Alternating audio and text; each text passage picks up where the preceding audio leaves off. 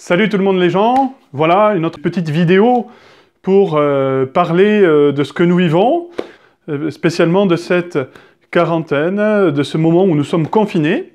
Et je me suis dit, mais finalement, depuis le début, j'ai pas totalement fait le lien avec le carême, entre ce moment que nous vivons et notre carême. Alors comment pouvons-nous vivre le carême en confinement ?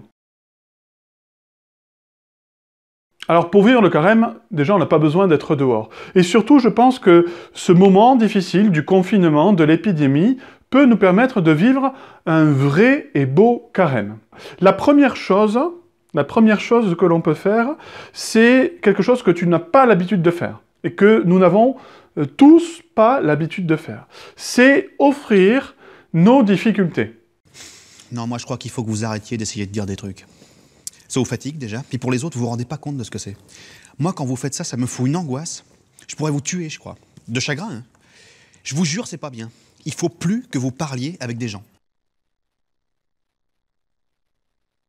Offrir nos difficultés comme une prière à Dieu, c'est-à-dire au lieu de subir nos difficultés, de râler, d'en avoir gros sur la patate, de se laisser aller, etc., eh bien offrir nos difficultés comme une prière qui monte vers Dieu pour tout un tas de personnes, pour ceux qui sont malades, pour ceux qui meurent, pour ceux qui sortent dehors pour soigner les autres. Et même si tu fais partie de ceux qui vont travailler dehors, eh bien offrir ta peur d'être contaminé, ta peur d'aller au travail, eh bien cela peut être une prière envers Dieu qui peut porter tous ceux qui souffrent comme toi, qui peut porter tous ceux qui en ont besoin. Donc voilà, première chose, pour vivre un carême, offrir ses difficultés, ses souffrances à Dieu, comme une prière, tout simplement. La deuxième manière de vivre le carême, c'est en faisant les 3 efforts du carême que conseille l'Église et qu'a vécu lui-même Jésus, à savoir le jeûne, la prière et le partage. Le jeûne, qu'est-ce que c'est? On en a parlé pendant l'aumônerie online hier soir. Le jeûne, qu'est-ce que c'est? C'est se priver de choses, d'habitudes qui sont bonnes ou moins bonnes dans notre vie. Le gras, c'est la vie. De choses qu'on affectionne énormément, pour se rappeler tout simplement que l'essentiel de notre vie, il n'est pas là. Je ne sais pas si tu as regardé Emmanuel Macron parler lundi soir. Retrouver aussi ce sens de l'essentiel.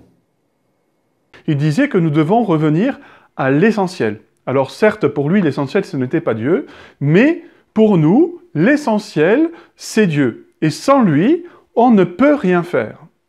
Alors, jeûner nous apprend à nous contrôler nos envies, nos attachements, pour nous libérer et pour retourner vers Dieu. Ça nous permet de voir que Dieu, c'est celui qui nourrit finalement le mieux notre vie et qu'avec lui, nous vivons la vie avec un grand V. Pas terrible le persil cru quand même. Non, mais moi je dis persil, jetez un œil si quelque chose vous tente. Ensuite, la prière. Prière, mais qu'est-ce que c'est que ça encore? Vous n'avez jamais entendu parler des prières chrétiennes? Oui, je sais plus, pourquoi? Eh ben, il faudrait peut-être vous mettre à la page, mon petit vieux. Si vous voulez devenir chrétien, vous devez vous adresser chaque soir au Dieu unique. La prière, qu'est-ce que c'est? C'est peut-être quelque chose de barbant à tes yeux, où tu as l'impression de parler en l'air et tu sais pas trop, mais en réalité, la prière, c'est d'abord une réponse à l'amour de Dieu, car Dieu, il t'aime le premier. Et parce qu'il t'aime, parce que tu fais l'expérience de cet amour, ou parce que tu sais qu'il t'aime, eh bien tu vas te tourner vers lui pour lui adresser aussi, toi, ton amour. Sainte Thérèse d'Avila disait que la prière, c'était un commerce d'amitié entre nous et Dieu. Donc en fait, la prière, ce n'est rien d'autre qu'un échange d'amour, que l'on peut vivre soit avec ses propres mots, soit avec les prières que nous donne l'Église, le Notre Père, je vous salue Marie, etc. et bien d'autres prières. Donc, n'hésite pas, en ce temps de confinement, justement, à prendre des bonnes habitudes de prière. Par exemple, lorsque tu te lèves, à faire un beau signe de croix, à confier ta journée en disant tout simplement en 5 secondes « Seigneur, je te confie ma journée, je veux vivre avec toi, viens me guider et me montrer ce que je dois faire. Amen. » à Notre Père, je vous salue Marie.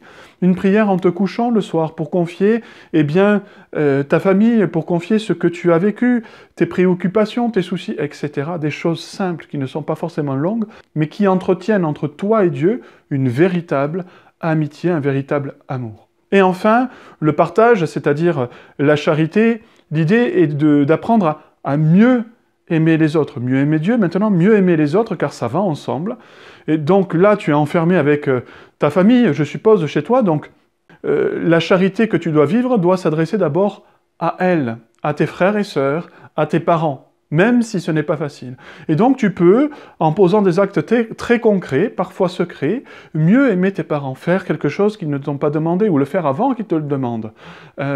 Veiller sur tes frères et sœurs pendant que papa et maman travaillent à la maison, etc. Tu le fais peut-être déjà. Voilà, dire des mots gentils. Voilà, ne pas t'énerver d'un seul bond lorsqu'ils t'exaspèrent, etc. Il y a plein de choses à faire.